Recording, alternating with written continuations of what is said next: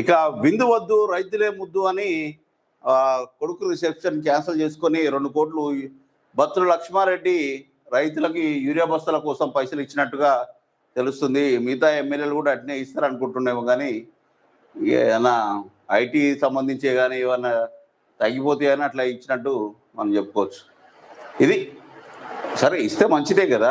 1,00,000 మంది రైతులకు ఒక్కో యూరియా బస్తా ఉచితంగా ఇవ్వాలని వెళితే అభినందించిన సీఎం రేవంత్ రెడ్డి. ఇది మంచి పనే చేసిండు, దాన్ని మనం అభినందించాలి. మిర్యాలగూడ ఎమ్మెల్యే బత్తుల లక్ష్మారెడ్డి తన మంచి మనసును చాటుకున్నారు. రైతులు యూరియా కొరతతో ఇబ్బందులు పడుతుంటే తాను వినోదాలు చేసుకోవడం సరికాదని భావించిన ఆయన తాను ఖర్చు చేయాలనుకున్న నగదును ప్రభుత్వానికి ఇవ్వాలనుకున్నారు. ఇవాళ హైదరాబాద్లో కుటుంబ సమేతంగా ముఖ్యమంత్రిని కలిసి ఆయన ఈ నిర్ణయానికి వచ్చి 2 కోట్ల చెక్కులు అందజేశారు. తన నియోజకవర్గంలో అది ప్రజల సొమ్ముని ప్రజలకే ఇచ్చిండు, ఆయన సంపాదించింది.